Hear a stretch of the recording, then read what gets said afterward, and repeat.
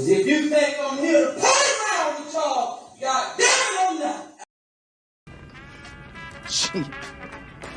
We together on this. You know what I'm saying? We're gonna be one. Yesterday's price is not today's price. Oh my God! That was cold-blooded.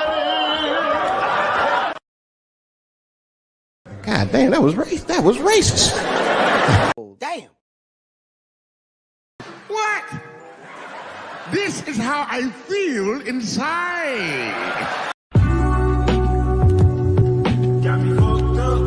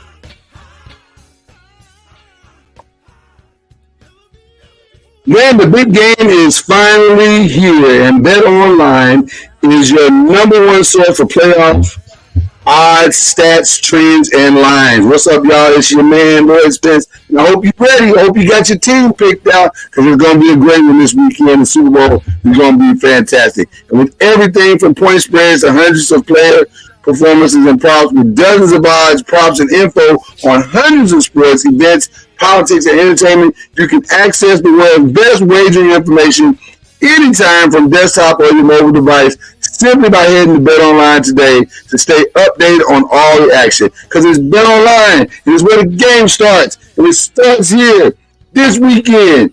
Go whoever wants to win.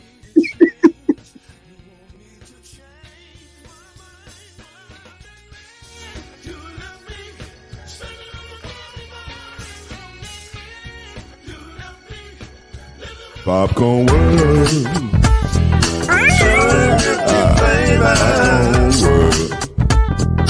Popcorn world. Yeah.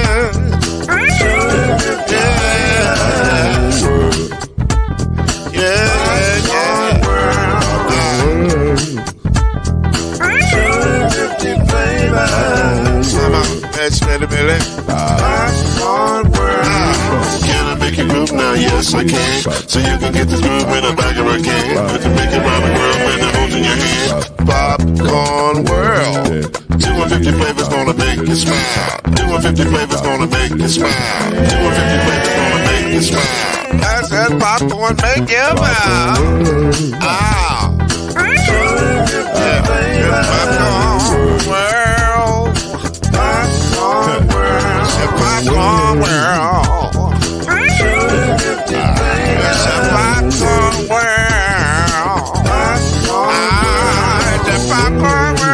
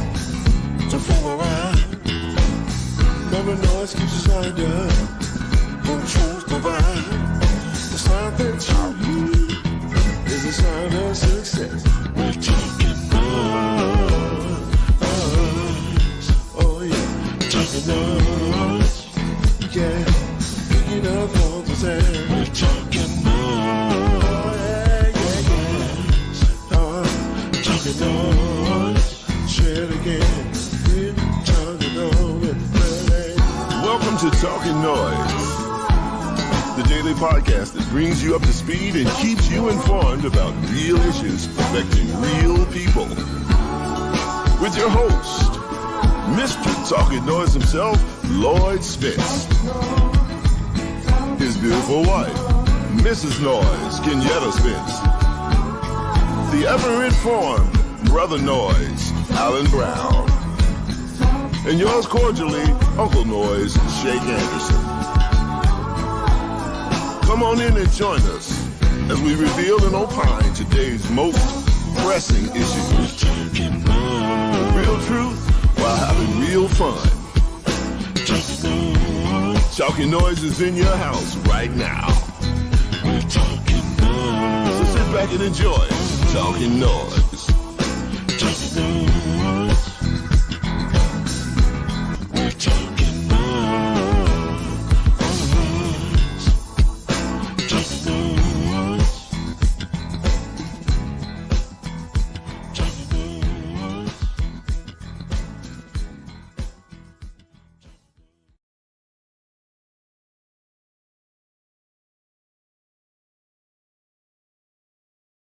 Ladies and gentlemen, we are here.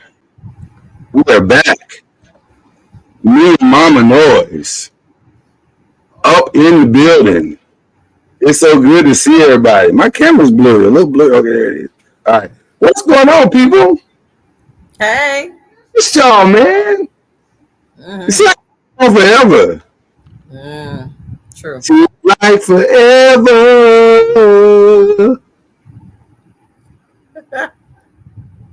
But we back in the hizzy now, baby. I look at Mama Noise looking all deliciously good. Hey, Ahura. I mean, she looks incredible. Well, thank you. Hey, guys. I'm glad to see you, Mama Noise. Glad to know that you're here and you're doing all right. I'm glad to be here. And as my godfather always says, I'm glad to be seen. There's a song that this moment reminds me of that we used to sing back in the day. And it just simply said, glad to be in the service. Glad to be in the service one more time. Hey, Pastor Noise. So, like I said, it's good to see. We got so much to talk about tonight. Thank you. Listen, we got so much to talk about that we actually added a special guest. Not even white organist, but I added a special guest to the program tonight. Just real quick, just to give us a little. I don't want to say mood music, but just like to kind of set the tone of the evening, if y'all don't mind. So Bill Andre, if you don't mind, just give us a little.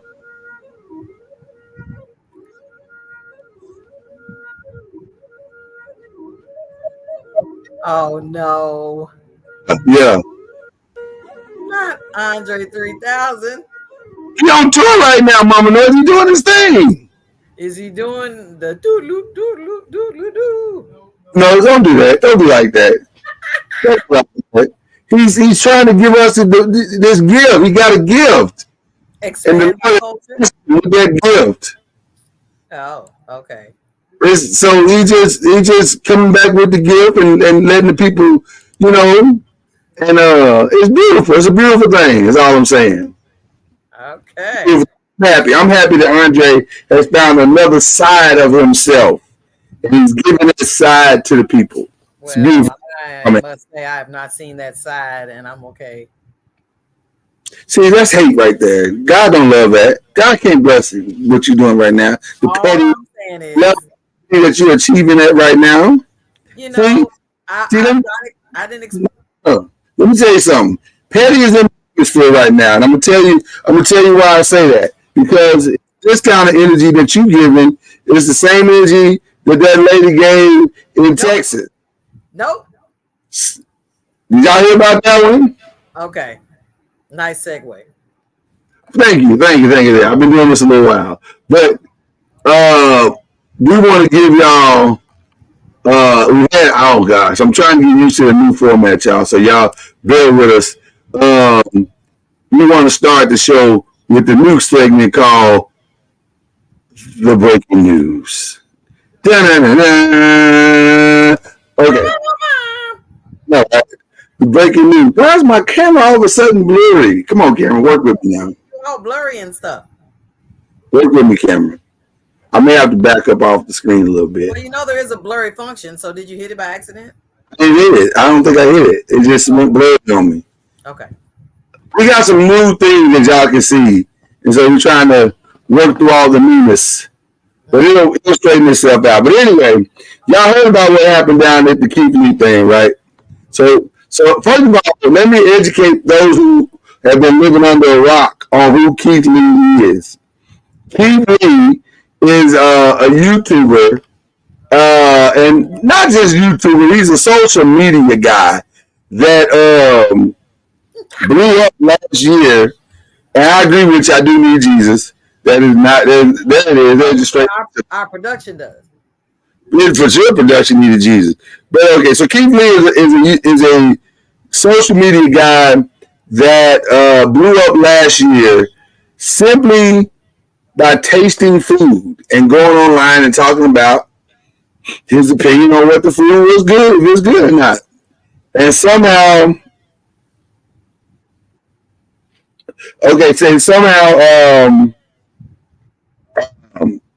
that he blew all the way up on he TikTok. blew all the way up. Mm-hmm. TikTok and in YouTube and Instagram or whatever. And so he went from like a few followers to a whole bunch of followers like overnight. And so then this thing started happening called the Keith Lee effect, where he would go to a city and eat their food, and just by him going online and saying the food was good, people would come to these mom and pop stores in droves and damn near say their business. And so he started making a lot of money, and then he's a believer, so he started giving money to these businesses and helping these businesses out. And it was a beautiful, beautiful thing. It's been a beautiful thing this last year. He has become a superstar on social media. Very humble little dude. He used to be an MMA fighter, but he's not a big guy. He's not like a huge guy. He's just a little dude. But he's a really nice guy, and it seems like his heart's in the right place. He loves his wife. He's trying to do things the right way, and he's really been a blessing. There have been several testimonials over the last year where he has literally saved some mom and pop businesses that were headed like down the toilet, and just by him putting the Keith Lee effect on their business, it saves their business. So he's been going on this tour since last summer, and he went to Atlanta. That didn't work out too well. Atlanta was rude as hell. And he exposed a lot of Atlanta. He exposed a lot of what Atlanta restaurant atmosphere is really like. And so, politics. Right, the politics and stuff in Atlanta. So they were mad that he came and exposed them. And then he went to New York, and New York was super rude to him. So that didn't work out too well. But most of the cities he goes to works out really well. And so this last week, he went to Dallas because he wanted to go to Dallas. He heard about some good things in Dallas. And he was like, you know what, I'm just going to go check out some restaurants in Dallas. I've been getting all these wonderful recommendations. It's been a beautiful thing. And so I'm going to go check it out. So he went to go visit a food truck on his tour. And the food truck was owned by a lady named Kim Viverette. Chef Kim Viverette, who was a Milwaukee transplant. And she was struggling with her food truck. And the name of the food truck was Sweetly Seasoned. Sweetly Seasoned. And she's just been struggling to get customers to the food truck. She's struggling to get people there to come try her delicious food. And so Keith came and said, girl, I got you. And so what he did is he came and he left his mark on the place. And they got, they had the food truck going, and there was a braider there who was, trying to braid hair out there, and there was a barber there, and he was trying to, cut hair out there, and they tried to turn it into like a little party kind of thing. And Keith Lee pulls up, and all of a sudden, people start showing up. 30 people start showing up, whatever. So people start showing up, and he whips out $4,000 and says, listen, today I'm going to give you this $4,000. And what I want to do, and he saw the barber out there, and he felt compassion for the barber. And he saw the braider out there, and he felt compassion for the braider. And so he said, I feel like the Lord is telling me that we should give you this $4,000. But what we want to do is we want to give $1,000 to the barber and $1,000 to the braider, and so they can braid and cut hair while you out here serving food and turn it into a whole experience. And she was like, well, how do I do that? He said, well, you figure it out. You got your Zelle, you got all the different ways to bless the peoples. Just make sure you give the barber $1,000 and the braider $1,000 so they can cut today $1,000 worth of hair for free and $1,000 worth of braids for free. So that was the Keith Lee effect. They took the picture and they was like, hey, let's do this, blah, blah, blah. Everything's good. Now, where the story went left is Miss Viverette, because everybody knows once you get the Keith Lee effect, the people's is coming. They're coming from all over the place. They never heard of you. But Keith Lee's following is so vast and his word is so trusted that the people are coming to support Keith Lee. True. And before she could ever get out the gate, she went back on social media and she said, well, I don't even know these people. And so rather than give them any of this $4,000, I'm just going to hold on to that. Because I can have it. Because Keith Lee said, I can have it. He had said, I can have it. And so I'm going to have it. Which is not what he said. So then, when she went on social media and said she wasn't going to give up the money, all came broke loose. Social media lit her ass up.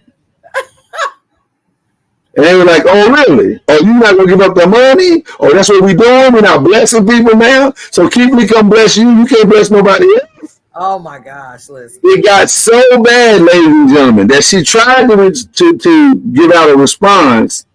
It was too late, though. Social media was already tearing her a new one. So she had to shut the business down. So who was she blamed for this? She tried to come back and post a Instagram post saying that there was a misunderstanding. She tried that. It was a misunderstanding. I just want everybody to know that all the money that's supposed to go to whoever it goes to is ready to be picked up. And yeah, she tried, but everybody wasn't having it. And I think her brother or somebody in her family tried to blame Keith Lee. He said he could. So Keith had to get back online and explain what went down. This is not much to talk about, but there are a few conflated and confused things that's going on about the situation. So let's talk about that. 3 years ago, me and my family went to Sweet Season food truck. Number one, nobody had any idea we was coming. They found out we was in Dallas. Like everybody else found out we was in Dallas because we was posting videos in Dallas. So hopefully it was coming. They had t-shirts made and it was on live all day. So me and my family wasn't in cahoots with none of this. We was all under the impression that they were a team, and this was a normal routine for them. The barber being there, the braider being there, family being there, a lot of people being there. This is our first time here. We're customers. We have no idea what's going on behind the scenes. Number two, I was never under the impression that haircuts was free. Again, my family was watching live. So we knew that he was cutting hair for $40. So when we walked up and I said, I want to get $1,000 to the barber to do free haircuts and $1,000 to the braider to braid hair, it was because in the original video, the son said it was slow due to marketing. That's marketing. That was literally, after we post the video, there will be a line out the door. If there's a line out the door and there's a barber and a braider doing hair while people are waiting, that's marketing. So again, it's in the hood. You play some music, you cutting hair, you braiding hair, you're all sitting out, you're having fun. It's a parking lot barbecue. So again, we don't know the behind the scenes if they knew each other, if they didn't know each other. And the reason why I didn't pay everybody individually, the interaction that you see was already what it was. It was really only like a 5-minute interaction.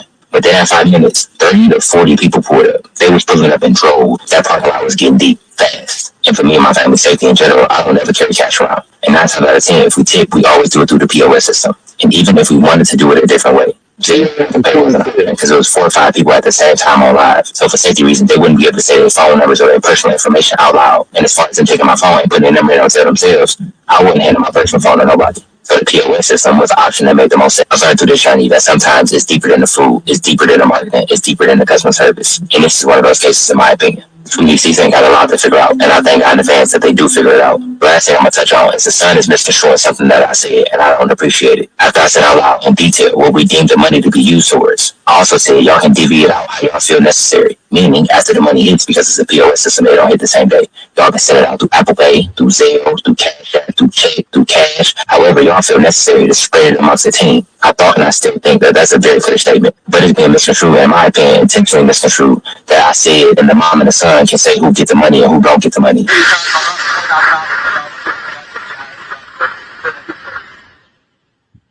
So she did tell her to distribute the money. She felt necessary. I never said that. Regardless of what's going on behind the scenes, I felt in my heart to do what we did. So for the mom to go on the back end and disregard where my heart was at and what I felt like I was telling her to do in that moment and distribute the money how she felt necessary is 100% wrong in my opinion. I see the memes and I see the jokes, but I am not in the business of shutting businesses down. Her actions did not sit right with y'all and her customer base. That resulted in the situation that she in today. We just ate the food and left a tip. I pray in advance that everybody in the situation stays safe. That's my biggest concern. And I think he liked the food. I think he was feeling the food. I think he really enjoyed it. But she screwed that all the way up. What do you think about that? Well, I was excited for a lot of the different vendors that had the Keith Lee effect. I like that. I was excited for them, especially the one out in Rowlett that did do right by him. That she, well, I'm sure we'll talk about her in a minute, but this lady, I was like, oh gosh, it is hard out here, and a lot of businesses did not survive the pandemic, and they closed down permanently. And you can go online sometimes and Google certain restaurants, and it'll just have permanently closed. And so this lady had an opportunity presented to her, and it's almost like a Bible story that when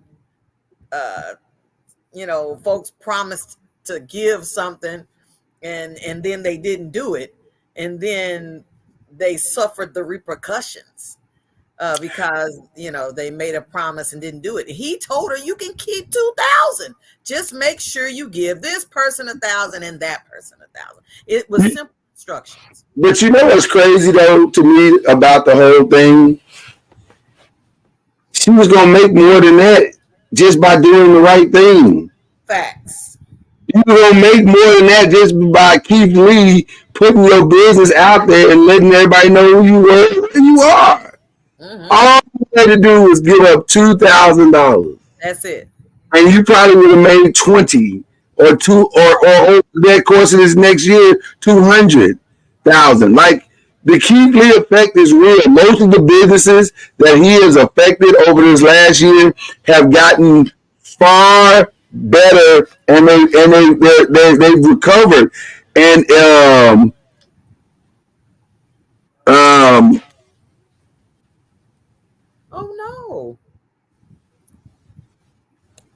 Okay, can everybody else hear me? Because you can't.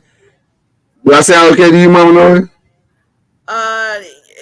It's not as clear as it could be. I mean, I can hear you, but it's not as clear as I believe it can be. Okay, let me make sure. Go ahead and talk while I'm solving this problem. Okay. And let me know if you can hear me as well. Okay. You sound fine. Okay. Yes. Let me sound. The Keith Lee effect was a blessing to so many different people. That the lady, we'll talk about later. The one, okay, he said it's a little muffled. Can you hear her? Just talk. I got it. I'll fix my part. Gotcha. The lady, she kind of blew it. The blessing was sent directly to her food truck, where she could have had the privilege to be able to bless other people, because everybody wants to be blessed. So, they're like right there in the park. The way I understand it, they was in the parking lot. And so they're saying, look, be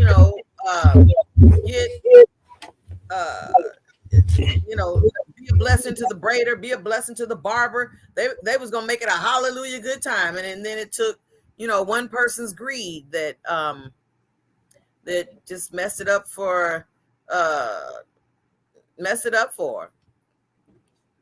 But then I appreciate the fact that Keith Lee went ahead and went to we got to get that lady's name. The lady from Rowlett who had the business that had the sweet potato thing and all these other. She was an example of how she had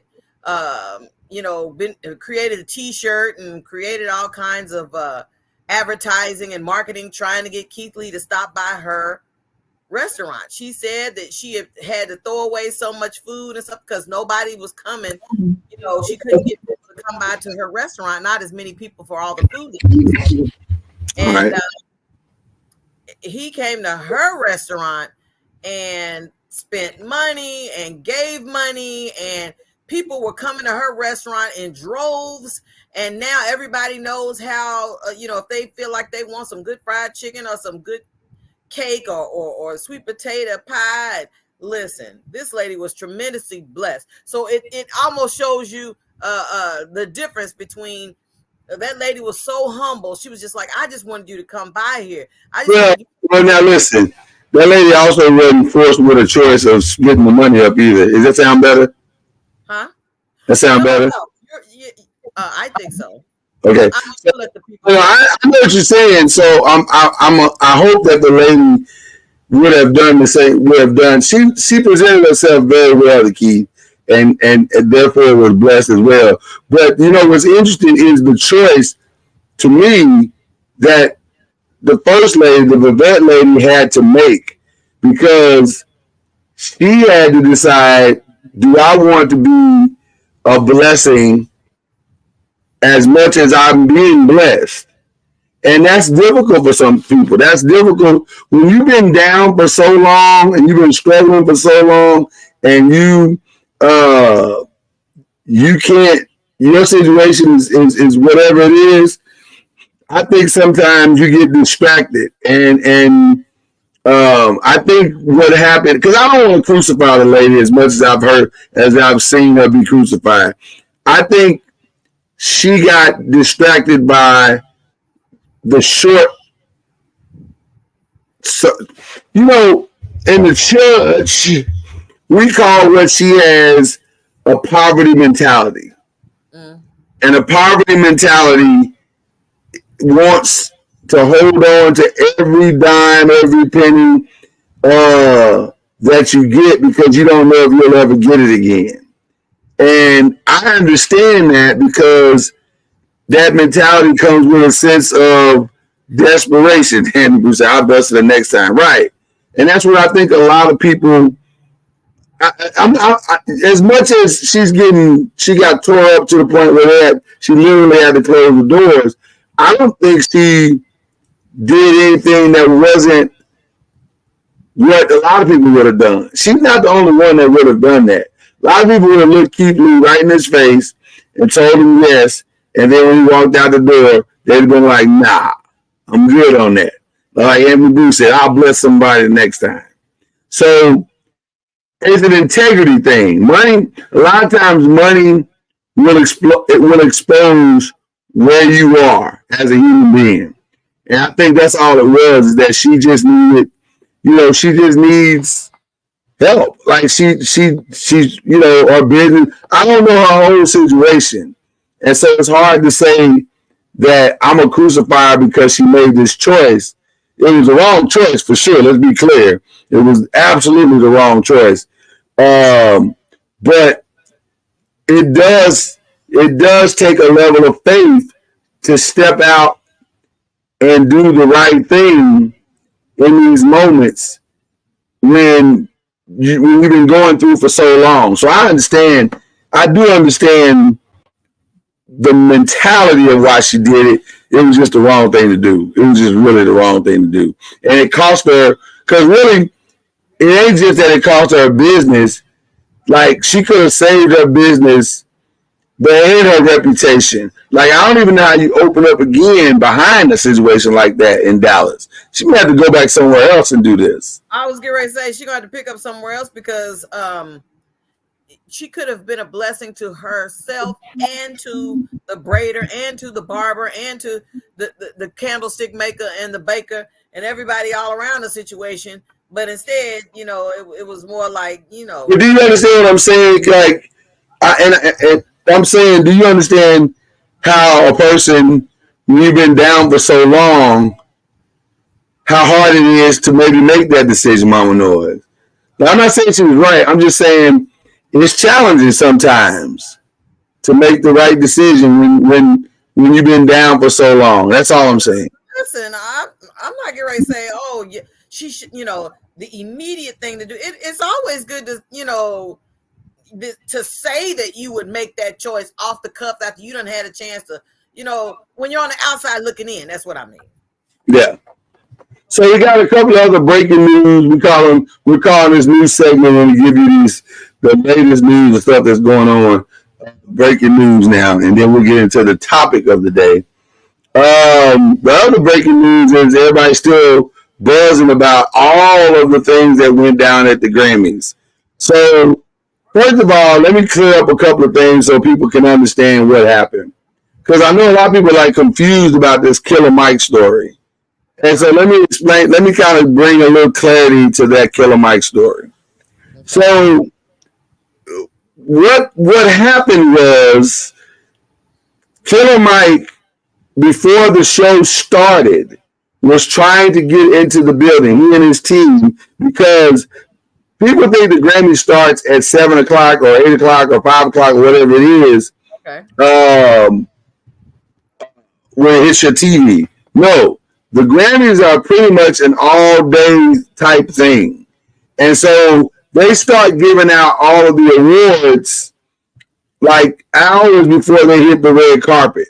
So Killer Mike and his team, his family, they got to the Grammys early, and they were trying to figure out which door they were supposed to go into. And so by looking around trying to find the door, there was a security guard there that was wondering what the heck was going on while y'all walking around like this. So this is where the story gets a little bit convoluted, because the security guard alleged that they pushed him or whatever, pushed him out the way or whatever, and moved him into the thing. Killer Mike alleges that nothing like that happened. And there's video or proof, they say, that will show that nothing like that happened. So we'll see how that unfolds or whatever. But nevertheless, Killer Mike got in, his team got in, his wife got in, everybody got in. He proceeded to win 3 Grammys in a row. He swept the rap category and won, I think it was Best Rap Album, Best Rap Single, and Performance or something like that. But it was 3 different things that he won coming out of that category for his album Michael, and specifically the song Scientists and Engineers that features Future and Andre 3000. See, he still raps, Kieta. He played flute on this one. He actually rapped on that one. So he did his thing. He was so excited. He gave an inspirational speech. He's talked to the press. And then literally right after talking with the press, police came in, slapped the handcuffs on him, took him downtown for misdemeanor battery. So I don't know if he officially was charged or he was charged with misdemeanor battery, and they're going to sort it all out later. But that's what took place. That he had, it was a slight altercation, but I think everything's going to get worked out. I saw him talking about it the next day, which was yesterday, and he seemed to feel as though it really was just a big misunderstanding, and it was all going to get worked out. So that was the Killer Mike part of the Grammys. Mm-hmm. Then we had the Grammys, the live Grammys themselves. A shout out to Trevor Noah, who did an outstanding job hosting the thing, as he always does. But we had a few surprises. Shout out to the great Tracy Chapman, who did her thing. Shout out to Luke Combs, country star Luke Combs, who brought Tracy Chapman out there to sing her song, which I guess he remixed or remade or whatever. And they sang the song together. And it was just a vibe, period. It wasn't the greatest vocal performance of all time, because he has a good voice, she has a good voice, but they weren't doing harmonies and all that stuff. It wasn't nothing like that. It was just they sang that song, that iconic song Fast Car. And it's kind of funny because it ain't till you hear it that you realize you know it. And then I'm like, oh, I know the song. I know Fast Car. Ain't a fast car. You know. So you go through the whole vibe or whatever, and that was cool. Then shout out to the great Joni Mitchell that showed up. That was like, wow. Joni Mitchell, who hadn't been at the Grammys, they said like 15, 20 years. Like, she just had maybe longer than that. But Joni Mitchell performed. She sat down in her little chair and sang her song and did her thing. So that was real cool. So shout out to Joni Mitchell, who sang, and all the other artists that performed. It was kind of dope. But the thing that the three things that everybody are talking about. The first being that Jay-Z won the Dr. Dre Global Impact Award. Dr. Dre got his own award? Dr. Dre now has his own award as of last year. For the Grammys? Yes, Kia. I guess I'm trying to process it because I'm saying, so each time we see the Grammys, we should expect an award, a Dr. Dre award. That's right, the Dr. Dre Global Impact Award. How did he get? Listen, I don't want to get into the politics, Kieta. Oh, okay. But I am going to get into the politics in a minute because it kind of sets the stage for this show. I'll get back to that in a minute.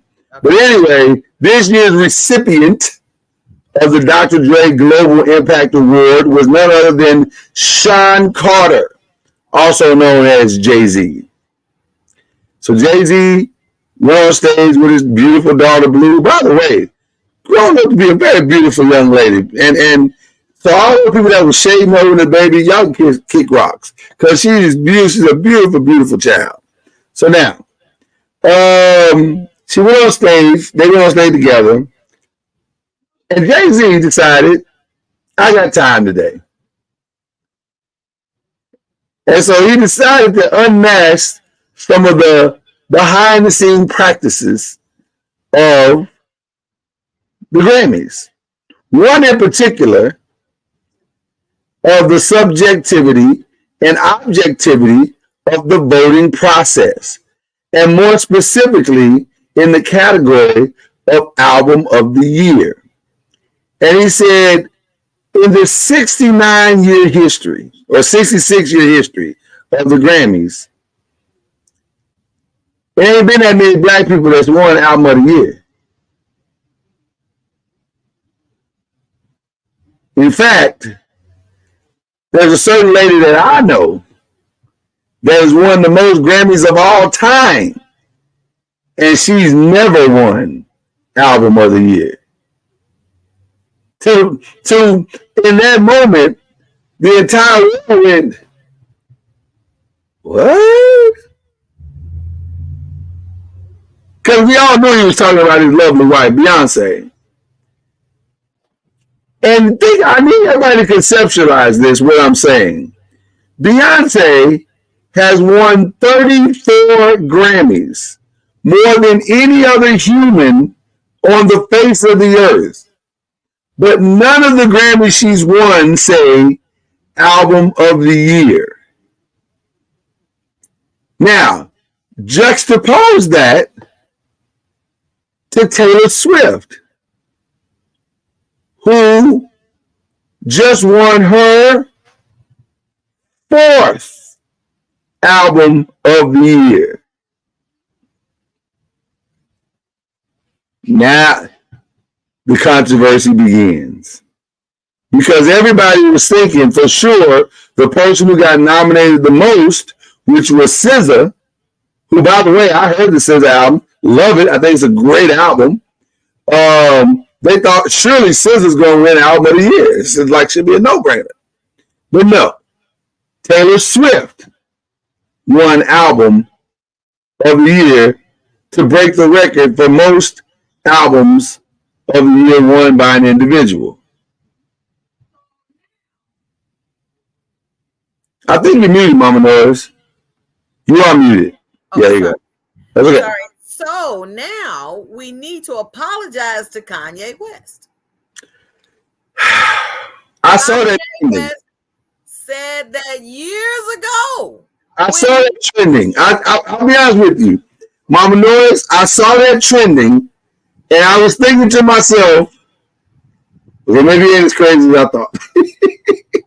He said, and he interrupted Taylor Swift. Consequently, right? We all remember the moment, Mama Noise. I'm just saying, the actual person that we're talking about here, he like, let me just throw this in for free. But it's not. But hold on. But let's because I don't want you to get down. I don't want you going down that cul-de-sac. It's not just about the fact that he interrupted Taylor Swift. He highlighted, and by the way, that wasn't the Grammys when he did that. That was the MTV Awards. So it's a totally different award system. But what he did highlight was the discrepancy in subjectivity and objectivity voting as it relates to black music. Mm-hmm. And as it relates to white people voting on black music.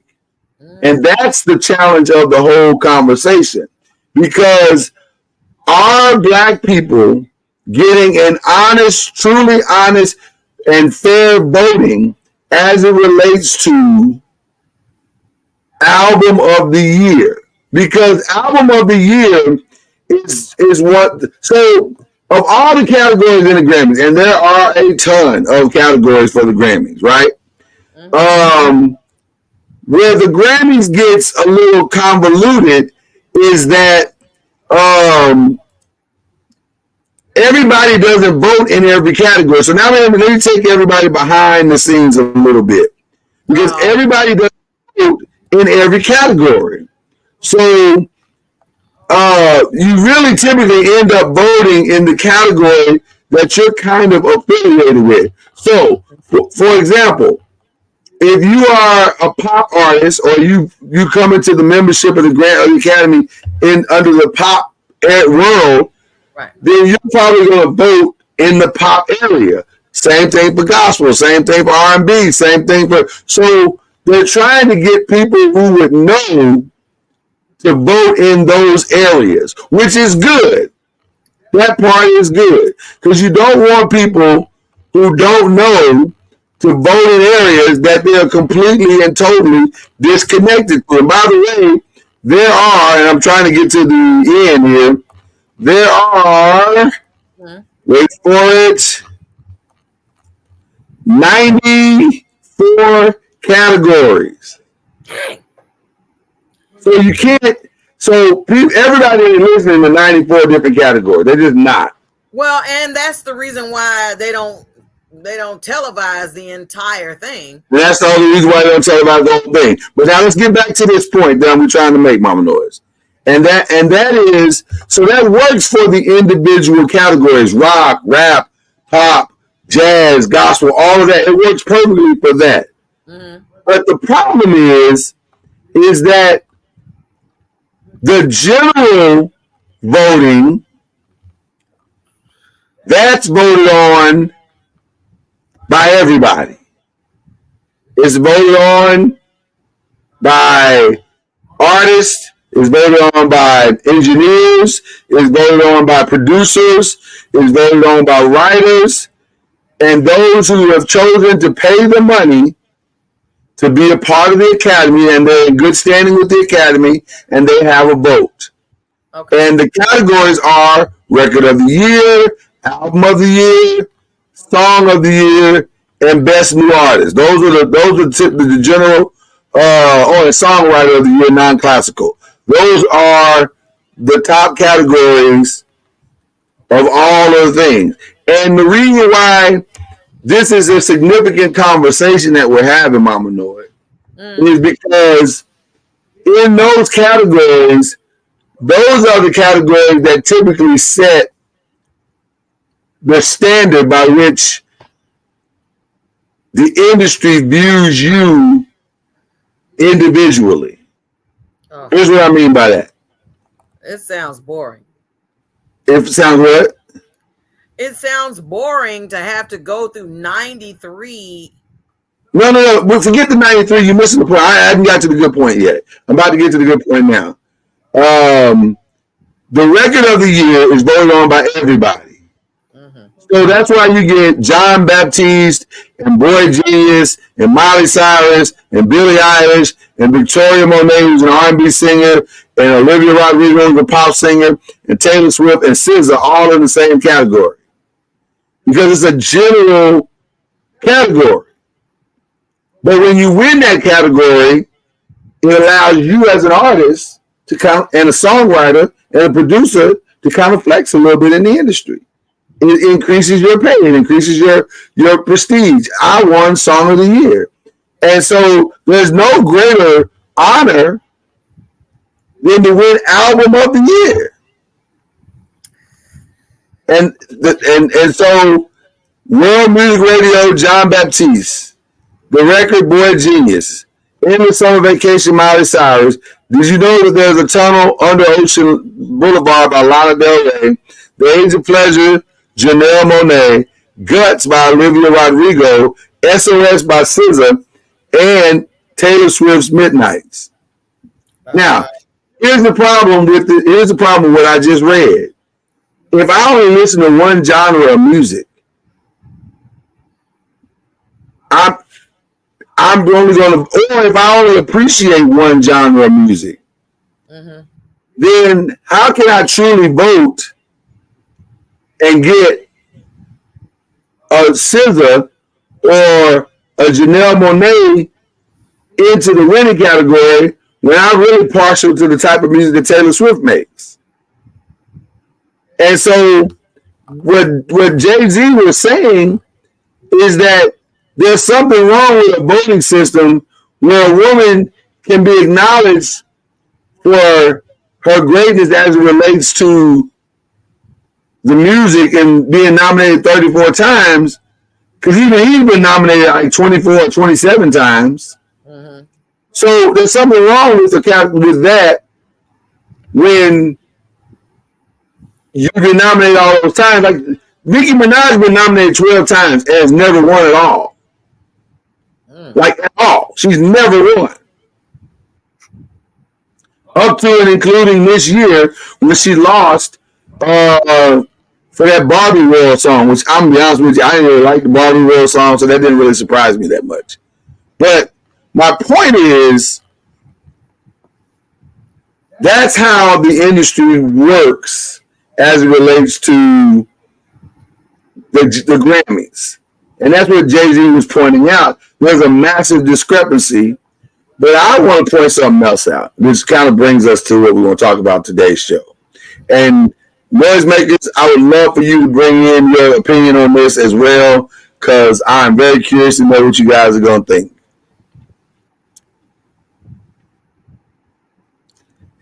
Is there an even bigger problem? Because we as black artists, are still looking for white acceptance. And I don't even know if I'm talking about white in the color. I may be talking about white in the professional and business sense.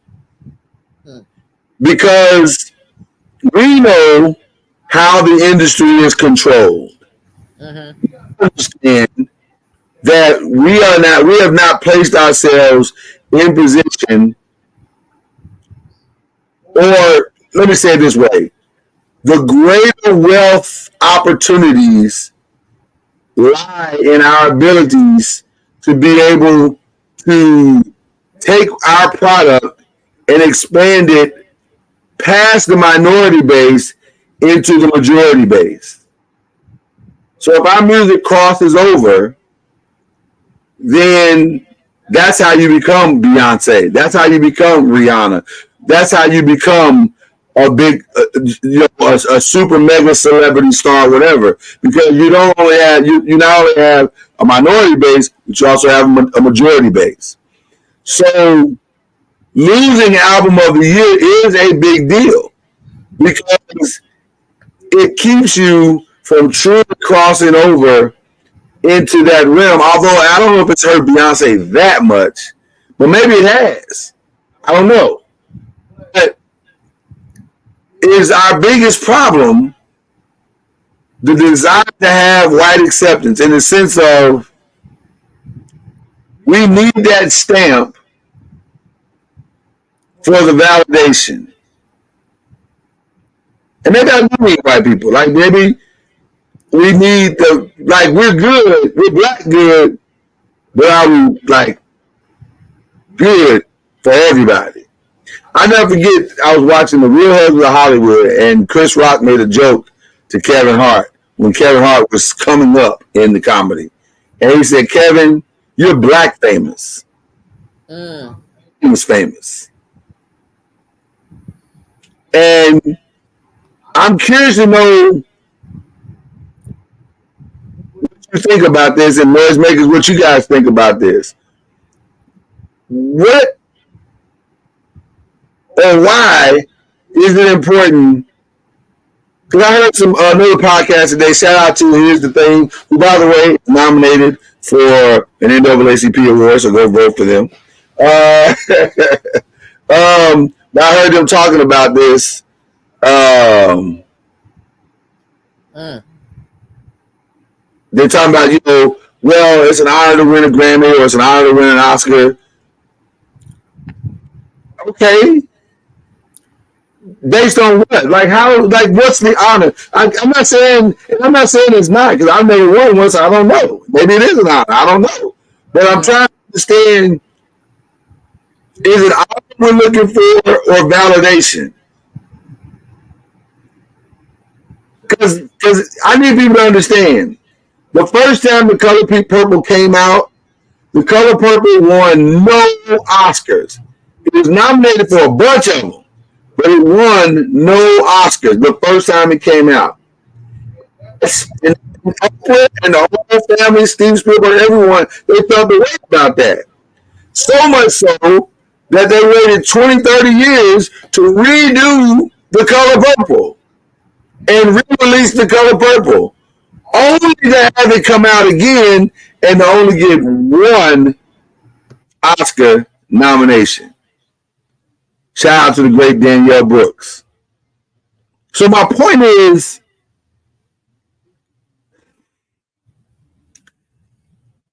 what are we looking for? Because The Color Purple is iconic. It's iconic. So I'm not 100% sure it needed to be made again, though I did enjoy the second version of The Color Purple. Though I would not say they are the same movie. They are definitely different, because one is for sure a musical and it's got its own vibe and sound and feel and touch and, But my thing is that I'm trying to understand is the only reason to me to remake it is because maybe there's a chance to make up for what didn't happen before. What was Elise saying? She's saying access to white families is the difference between being rich and being wealthy. And see, that may be part of the conversation that we need to talk about. Is the reason why we want that Oscar, that Grammy, that Tony, that Emmy, is because it pushes us into. We've seen what black famous looks like. But does it allow for white comfort? Is that what it is? Now that white people are comfortable with us and comfortable with our. Let me tell you something. And I'm going to say something. It's going to sound wild to some of you, but I don't think I'm wrong. If you've seen any of 50 Cent shows, any of them, Power, Ghost, Raising Kanan, BMF, don't matter. If you've seen any of them, somebody in that world should have been nominated by now. Absolutely. Omari Hardwick, Mary J. Blige. I'm talking about their performances. Patina Miller, who plays the mother in Raising Kanan. Marvin, the guy that plays Marvin. I apologize, brother. Please forgive me if you ever see this. Please forgive me. I'm drawing a freeze right now. And matter of fact, I'm not even going to disrespect you like that, because I want people to know your name, because you are brilliant in this show. He plays Marvin. Actually, both the brothers are incredible London Brown. I don't know why I can't remember London Brown. London Brown is brilliant in that show. But my thing is, and so is Haley Kilgore. She's amazing. She played Laverne Thomas. But my thing is, they don't even get nominations. They don't even get any consideration. They've never gotten a consideration. The whole time they've been on. The Wire never won an Emmy. How does The Wire not win an Emmy? So that goes back to what Alicia is saying. Getting on TV and being successful has helped some of us get rich, but not wealthy.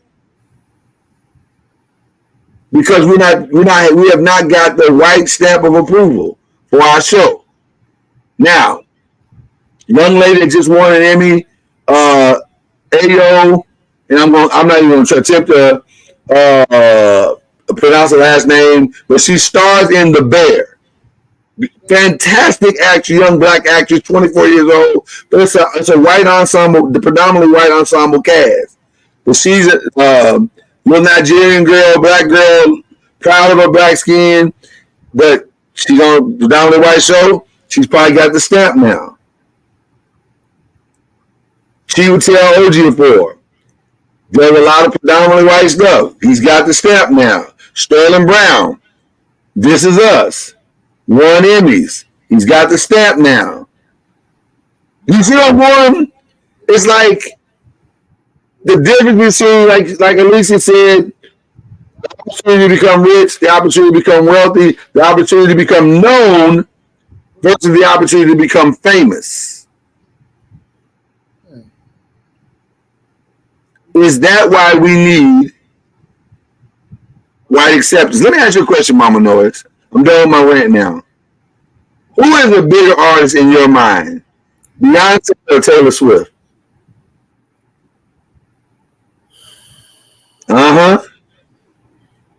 Well, you asked that question, and then, is this a segue into the Shannon Sharp thing? Shannon Sharp thing? What's the Shannon Sharp thing? Well, Shannon Sharp is apparently under fire because he said that Taylor Swift is bigger than Beyonce. But he's saying it because, like, for instance, Taylor Swift been selling out stadiums and stuff like that, and doing all the stuff that now Beyonce's having to do a world tour and got people trying to put their house up for sale and go into debt, not pay their rent and they mortgage and stuff to come to her concerts. But that's normal for Taylor Swift. Oh, NOIZ. People can take them under fire all they want to, but guess what? Taylor Swift, the Eras Tour, $1 billion. She made $1 billion last year. For all of the noise that came along with Beyonce's Renaissance World Tour, for all of the impact that it made in the black community, $579 million. Almost $500 million less than what Taylor Swift made. And I want to say Beyonce is the only black person on that list. Well, no, I take that back. The Weeknd is number 9 in the top 10 of tours last year, and Drake is number 10. But Drake, who you could argue is the biggest hip hop star in the country right now, $184 million for his tour. Listen, I'm just saying. Go ahead. This is the type of tour that, and listen, I am not a Taylor Swift fan. I'm just saying. I don't listen to her or Beyonce. I'm just saying I don't listen to either one of them. But that's just me. So I'm just saying that it looks like maybe Beyonce, somebody pulled Beyonce a coattail and said, look at Taylor Swift going around doing these global concerts and making hand over fist and winning all the album awards and everything else. Maybe you ought to do a global concert and then turn around and put your concert that people just forked out all their monies and savings and everything to go see your concert, and then turn around and put it in the movie theater. So at your local movie theater, so now you can go see it for like. Okay, but what do you? Tell me what your point is, though. I'm saying that that Beyonce wasn't doing that. So I guess she had to up her game, because now, I don't know if her and Taylor have been friends all this time, but I don't know if they're friends. Now they friendly. Well, she just did a pop-up concert, not recently, but it was like last year. She did a pop-up concert in downtown somewhere in California, and then Beyonce stopped what she was doing and popped up at the concert in support of Taylor Swift. I appreciate it. God bless you. Have an amazing day. I'll be safe. So to be honest, it's not. I think her and Beyonce are friendly. I don't think they're like homies. Alicia said Beyonce did 56 shows and Taylor Swift did 151.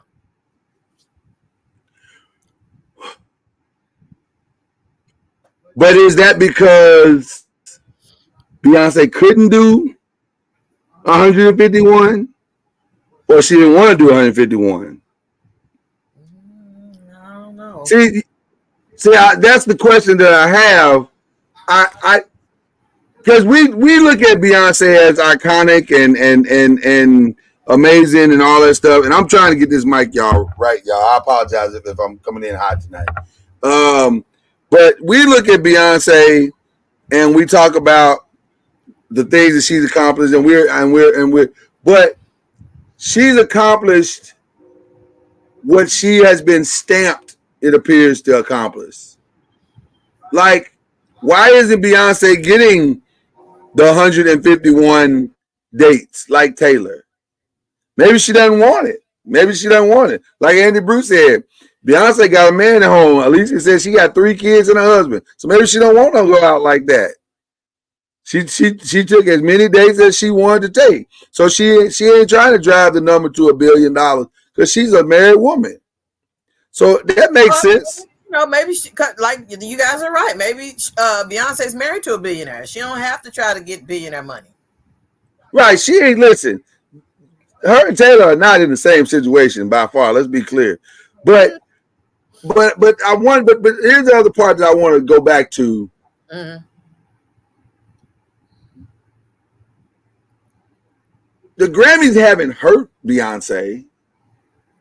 I think they've helped, but I don't know if is Beyonce white accepted? You would say that she is, right? Mm-hmm. Beyonce is white accepted, right? I would say so. Okay. But not to the degree Taylor Swift is. Well, no. I agree. I 100% agree with that.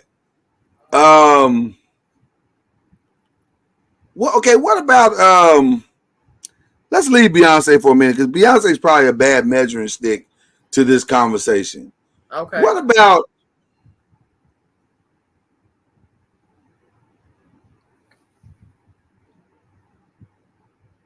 about like, we talked about Drake, Kanye. Are they white accepted? Kanye was, and then he messed it all up.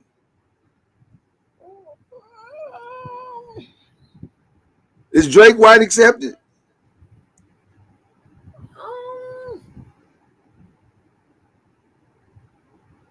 I don't know.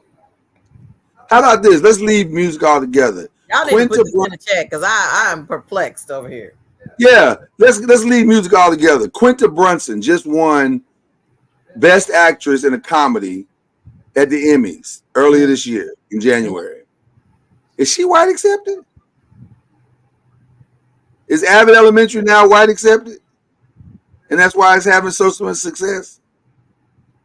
Well, if it wasn't, it would be on BET.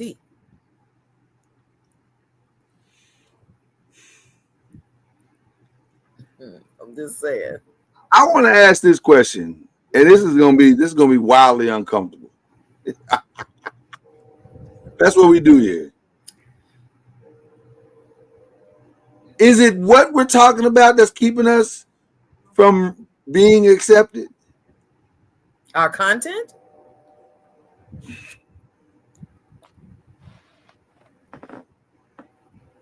I mentioned Power, Raising Canaan, BMF, Yeah. Ghost. The common thread of all of those shows is that they're all about drug life, drug dealing, and crime.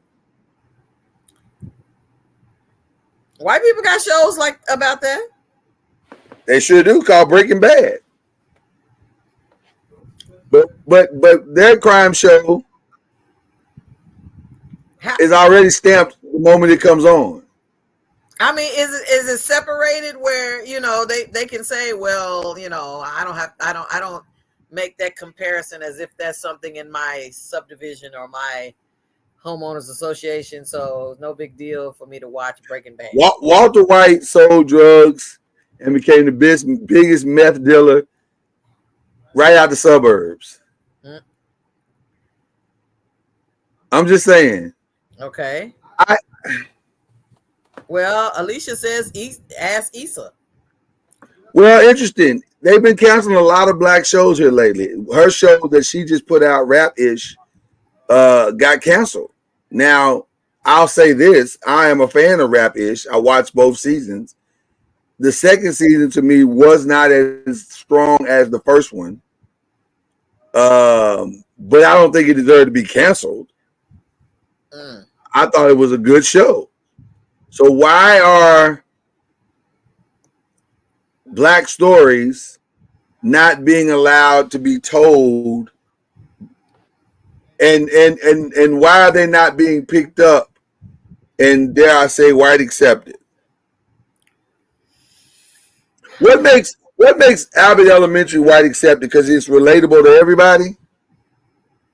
Because, see, it's acceptable to have a bunch of black teachers. Okay. That's in every school. Okay. So it's the relatability. I think. So they can't relate. So white people can't relate to rap. A you know, particular crowd can relate to rap. Alicia tried to just put it bluntly. She said white people don't care about black people. I disagree with that. I disagree with that. You know why? Because they're about to have a whole Super Bowl this weekend. Facts. And 75% of the people that's going to be on that football field will be black. And the halftime. And the halftime show is black thanks to Jay-Z. We wouldn't have got that if it wasn't for him. But my point is, they don't mind you being black if it means you can help affect the bottom line. But we can affect the bottom line. In fact, we've been affecting the bottom line the whole time. In fact, music honestly wouldn't be where it is today had it not been for the contribution of black people. Like, we've done a lot of great things for society, for music, so I'm just trying to understand. I've made this statement on this show before, and sometimes we've gotten it and sometimes we haven't. I'll make it again. Maybe we'll get it tonight. Well, I asked the question tonight. Okay. Are we trying to get somebody to love us that never will love us? Oh, wow. Because I hear a lot of people saying, man, I'm trying to, like, our girl that I love so much, Taraji. Taraji's had a whole breakdown during the Color Purple tour, talking about she's not getting paid the money that her career achievements say she deserves. Here's a young lady been nominated for an Oscar. Here's a young lady been nominated for several Emmys, and she's not getting nearly the paycheck that she feels like she deserves or respect in the business. Now, I don't know if that's on an individual basis. I don't know if that's because of, maybe some stuff she's doing in the dark that is, that ain't hit the light and they just, people ain't rocking with her. Like, who knows? Or it just simply could be what Alicia said. Why we don't care about black people? It could be as simple as that. Well. But then I look at Country Wayne. And Country Wayne has quietly built up a following of Facebook and YouTube, Instagram followers, somewhere between 10 to 15 million people. And he's making his money to the point where he puts out $200,000 a month just in child support because the brother got 10 kids. And he still manages to live quite well. He's making millions and millions of dollars. And he's as black as he want to be. And I don't mean his look. I'm talking about what he stands for. What is his? He's only after the black audience. That's it. He ain't. If somebody else comes along, he's grateful. And I'm not saying he's deliberately, but he'll tell you, I know my people. And I know what they want. And I got the streets and the church.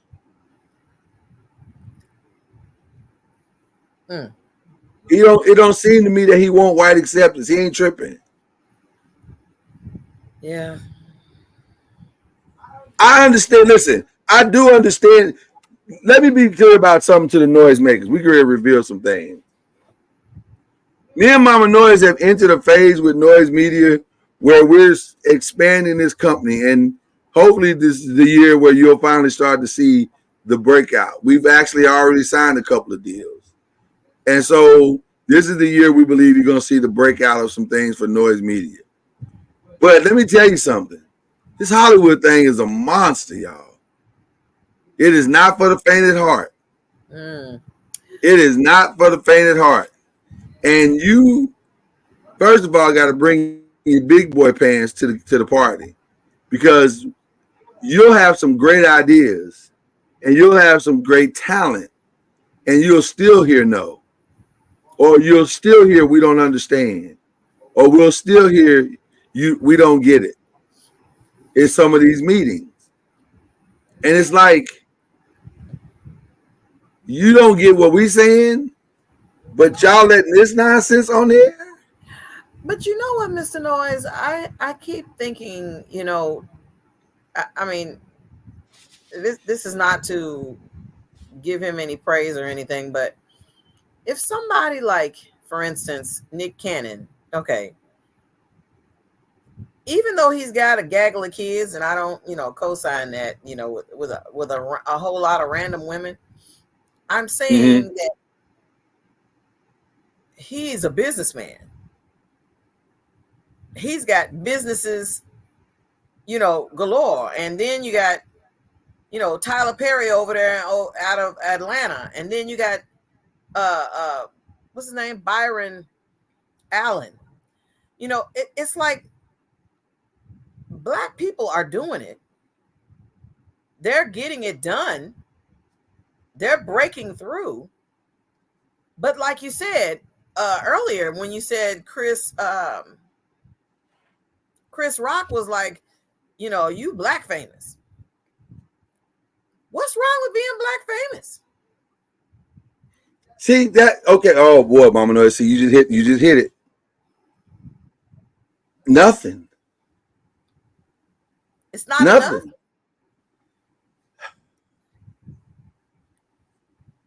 That's the question. That is the question. Tisha Campbell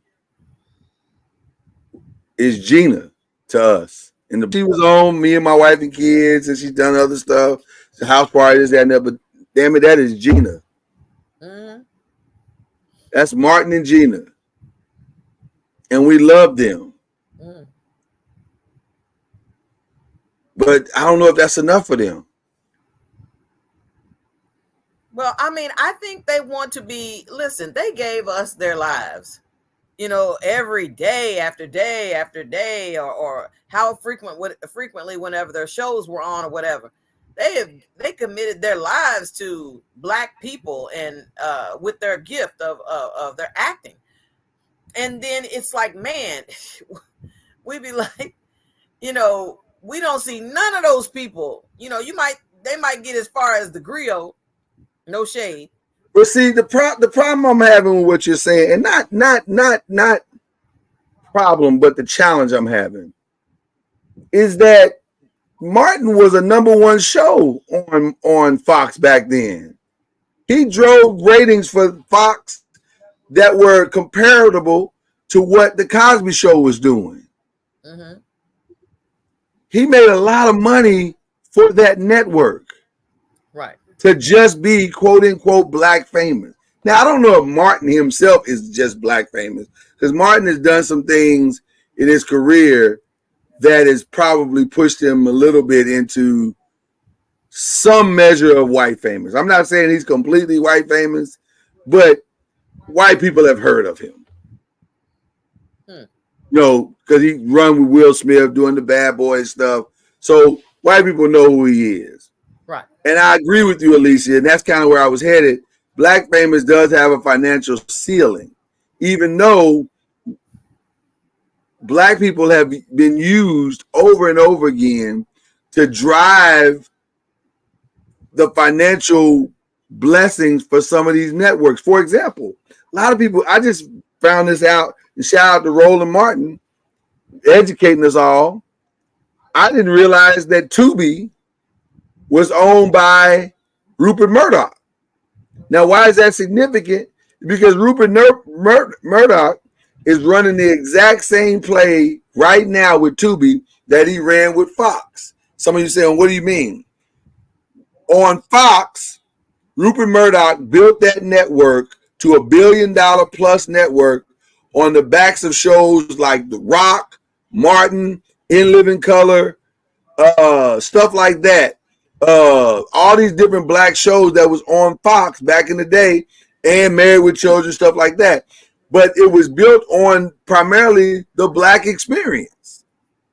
And we were there, and he was underpaying probably them Black people at the time, Martin and all of those other people.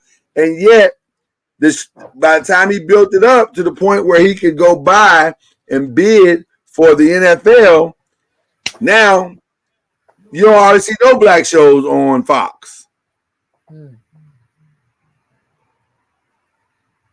Same thing he's doing with Tubi now. Tubi was just another streaming service for a while. But then Tubi has now adopted a financial model. And I don't want to get too deep into it for people, but they've adopted a financial model that allows for Black creators to go over there and place their movies or their short film or their skits or whatever over to Tubi, and they can be streamed and make money off of their content. And now their content can be seen by millions of people, because I think Tubi's up to 67 million people subscribers now. Listen, it happened overnight, it seems, but it happened because of the financial model that has shifted over there for their streaming services. So now Tubi went from being just an also ran like Pluto and some of these other ones to being one of the major players. That's why you're seeing all these Tubi commercials, because they got the money to do it now. I didn't even know what Tubi was, but in my news feed, I had so many people that are like, man, y'all need to check out blah, blah, blah over on Tubi. Man, so-and-so, man, I was just watching that Tubi and I'm going, what is going on? It's like an invasion. It is. And so my point is, I'm not trying to ish on Tubi, okay? Let me start by saying that. It's not what I'm doing. But I am pointing out the fact that those creators that are taking their product over to Tubi are not getting nearly what they would get if it was on a network or one of the more I won't say known, but one of the regular, I'll just say regular, just because I don't have a better word. One of the regular streaming services. And so because of that, Tubi's making a lot of money, but those creators are making pennies on the dollar, comparatively. And Rupert Murdoch is making a lot of money because now he can leverage those advertising dollars. Because it's what we call in the business AVOD, advertising video on demand. Well, so basically, the advertising drives the network itself. Go ahead. But and again, like you said, I'm not trying to throw shade over on Tubi. I am asking. It seems like it's the new BET Plus. No, it's not. It's not. It's not. The same model. BET Plus is using the same model as Peacock and everybody else. They're buying content that is made, but they're still using the same format that they've always used. Tubi, you don't have to have those same. You don't have to have a highly polished quality product. Oh, it's just got to be completed and in the can, and you can get it on the Tubi. Wow! And so it's they're trying to drive people to the thing so that they can just have numbers, because the numbers is what's going to make him money. Because the more people that he can get to sign up for Tubi and use it on a regular basis, then the more money he can charge advertisers, which is what he's doing. So now what you're going to find out is that his next play is going to be to try to grab one of these sports teams and get them onto Tubi. So now you can, because I just saw the other day, there's a documentary on the WNBA that's going to be exclusively on Tubi. I was like, really? Of all places, Tubi? On where? It's going to be on Tubi. But that's the game that's being played. And so because of that, people are becoming their version of Black Famous on Tubi. But nobody knows these movies exist. Well, that's what I'm talking about. The only reason I know any of these movies is because of Deion King. Shout out to Deion King. Right. Deion B. He's my go-to. He is a strong advocate for Tubi and is always suggesting movies from that he's seen over there. But I will tell you, there's a couple of other streaming services that they really be trying to. I go to certain ones, I'll be like, oh, okay, let me try this one, or I see something I like. But then once I comb through when I comb through all of the shows that they offer, it's like, did y'all just go and just pick up whoever was for sale and just, stuff that's way back, way back, stuff that you say, man, I'm sure no one has ever seen this. You like, okay, like for instance, I think somebody's getting ready to purchase MGM, and a streaming service, and just different ones like that. Next thing you know, it's done got sucked up in the vacuum because the bigger streaming services are just buying up the little guy. But this is not even that. Tubi is not even that. Tubi is just another version of YouTube. Honestly, that's all it is. Okay. It's just another version of YouTube. And don't get me wrong, there's a financial model there that works, and people are, being able to make some money on Tubi. So I'm not shading Tubi at all. But what I'm saying is it's vastly different than and the results of what happens when you play a movie on Tubi is vastly different than the results of what would happen if you play it on Amazon Studios or Apple Plus or Netflix or whatever. That's what I'm saying. It's not the same, and it doesn't produce the same ultimate results you become black famous on Tubi, but you become white famous on Apple Plus or Netflix or Hulu. I know Apple Plus exists, but I don't ever hear anybody say, "Man, let me check out that new movie." I only wanted to see one movie on Apple Plus, and that was the Denzel Washington playing Macbeth. That's and I can't, and I've been unable to, and then they'll lock them in where you can't see it anywhere else.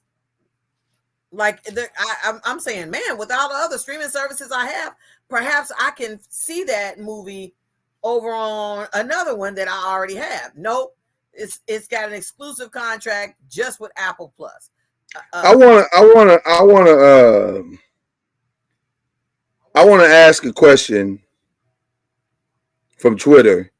Twitter said, "Was Taylor always this big, or was she the answer to who can outshine Beyonce?"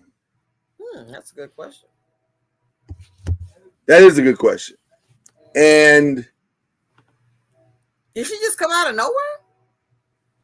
No, she came from country music. She was doing country. Yeah, she was doing country music, and she had a sound that was more popish than it was country. And after a while, after she kept doing it, her producers started seeing the crossover appeal of what she was doing, and they started driving her music more toward a pop sound than a country sound. And so she ultimately left country, although she may disagree with what I'm saying, but I don't think I'm wrong. She ultimately left country and became a full-on pop star. So to answer the Twitter's question, there could be some truth to that, because Taylor Swift is the white Beyonce. Or you can say Beyonce is the white black Taylor Swift. Much like New Kids on the Block was the answer to Boys to Men. It happens all the time. New Kids on the Block? No question. No question. Go back and look at the history. There was this dominating the charts in every way group called Boys to Men. One album. By the way, they didn't win Album of the Year either. But they had 5 number one singles, not just on the R&B charts, but across all charts. They had 5 number one albums, 5 number one singles, and dominated the charts. And in the year that they dominated, New Kids on the Block was formed. So by the time Boys to Men was coming to the end of their run, here comes New Kids on the Block. Here comes 98 Degrees. Here comes Backstreet Boys. And all these boy bands all of a sudden came out of nowhere because everybody was listening to Boys to Men.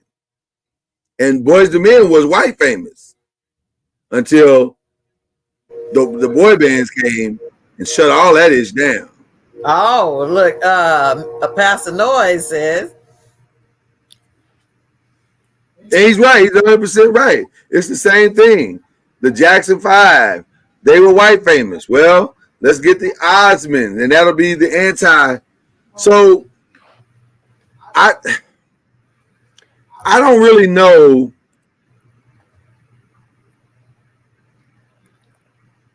You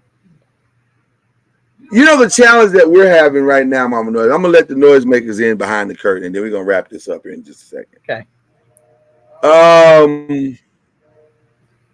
One of the things that we're doing as a company, we've tried to create content that just is.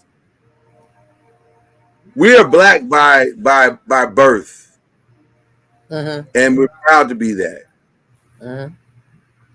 And we are proud to support and uplift our people. We are proud to do that as well. But when we write, we try to write great stories. And we try to write. It doesn't matter if the characters are black. They're led by black people. To me, I went and saw a story this weekend. Some of you may or may not have heard of it, but it's called American Fiction. And stars Jeffrey Wright, Eric Alexander, Tracy Ellis Ross, Issa Rae, Sterling K. Brown. It just got nominated for Oscars. A phenomenal movie. And ironically, the lead character of the movie, played by Dr. Thelonious,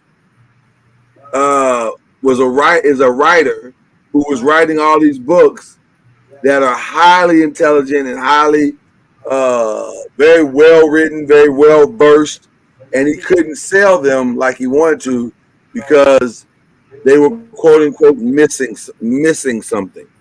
Oh my gosh! And the moment he blackened up the books, and you got to see the movie. If I'm not mistaken, I think it came out today on Amazon Prime. Are you kidding me? I think so. I could be wrong, but I don't think I am. Right. Huh? Or you have to rent it? Yeah, I think you either rent it or buy it, however you want to choose. Okay. Okay. However you choose to see it, view it or whatever. Am I right about it? Yes, it's out right now on Amazon Prime. Mm-hmm. So you can go see it. Okay. But my point of bringing it up is that he became white famous when white people became comfortable with what he was presenting. And it makes you wonder, is the only way to get white acceptance is to present yourself in a way that makes white people comfortable, like the Cosby Show. Oh, okay. I saw somebody mention that earlier in the chat. I apologize if I missed it, but like the Cosby Show, that made white people comfortable. So Cosby Show blew up. And maybe it's not even comfortable. Maybe it's relatable. I don't know. I don't know what white acceptance is, or I don't know what's the trigger for it. What do I have to do to make people? Because see, here's the thing.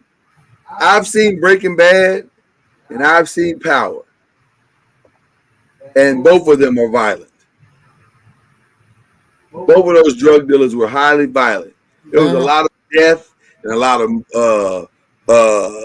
crime, and all of the things were there for both of them.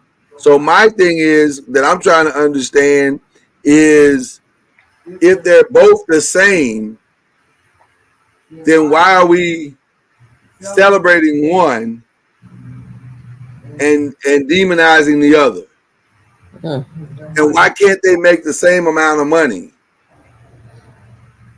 Because Power, all of 50 Cent shows have single-handedly kept stars open. Ain't nobody checking for stars except for 50 Cent shows. That's true. You can't name 3 other shows on stars beyond what 50 Cent has done. He is single-handedly keeping that network afloat. Which is why he tried to buy it. Which is why Byron Allen's trying to buy Paramount right now. Because he's saying we do too much to not have something of a high level of quality.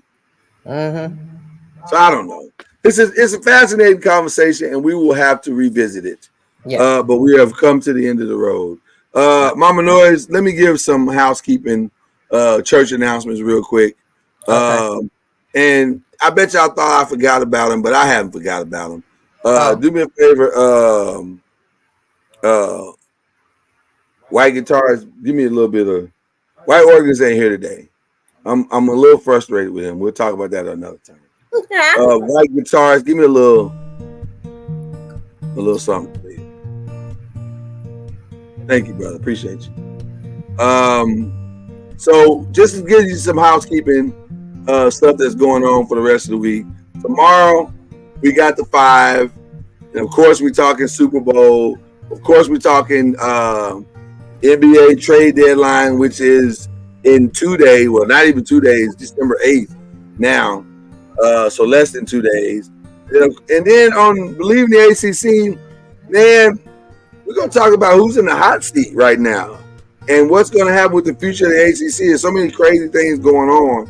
We want to get into that discussion on Thursday morning. And then, of course, this weekend, the long overdue, we back y'all sip. Uncorked Wine will be in the building this weekend, so you don't want to miss Uncorked Wine. And we do have 2 shows that are coming back. Now, I won't mention them right now, but we got 2 shows coming back, including, okay, I'll mention one, including, actually we have 3 shows that's coming, but one that's coming back, which is a favorite of ours. Me and the lovely Mrs. Spence will be bringing back I Still Do. And so we'll keep you posted on when that happens or whatever. So don't check your local listings for that. So there you go. Know your noise schedule. Right, know your noise schedule. And so those are your church announcements. There you go. Thank you, White Group. All right. Mama Noise, I have thoroughly missed being here. I missed the crew. I know some of them are tied up tonight. Y'all send up some prayers for Unc Noise and Cuz Noise for very different reasons. We all know Unc's situation, so keep praying for Unc to get better. But we also praying for Cuz Noise and his family. So we'll leave it at that on that.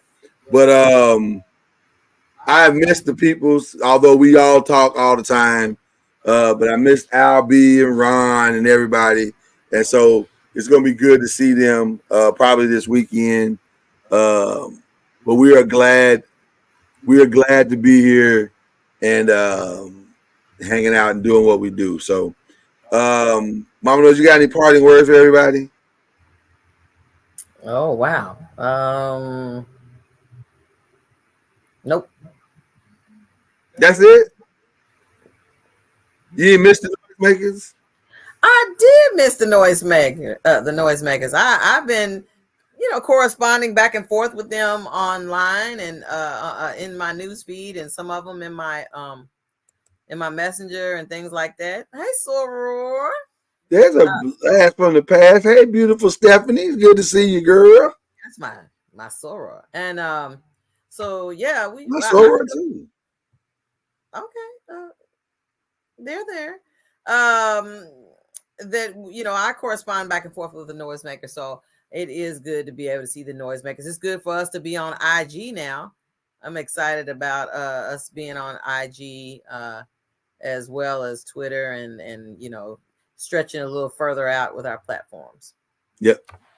So listen, we got a lot of great things that's coming down the pike, and we're excited.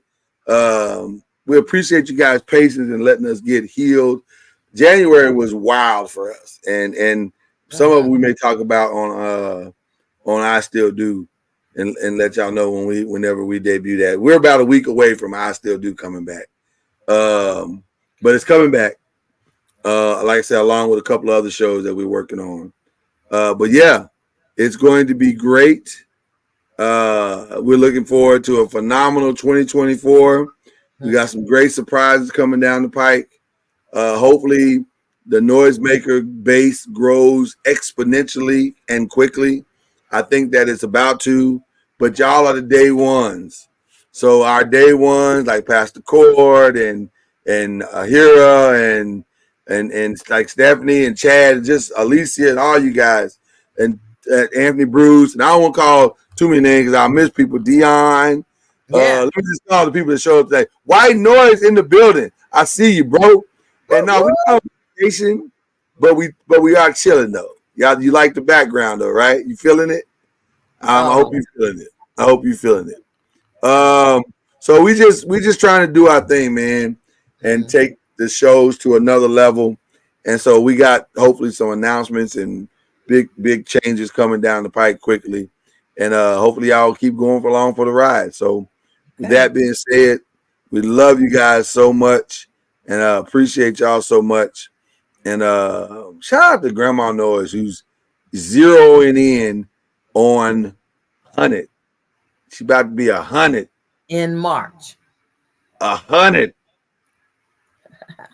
That's you. amazing, man. That's amazing. That's amazing.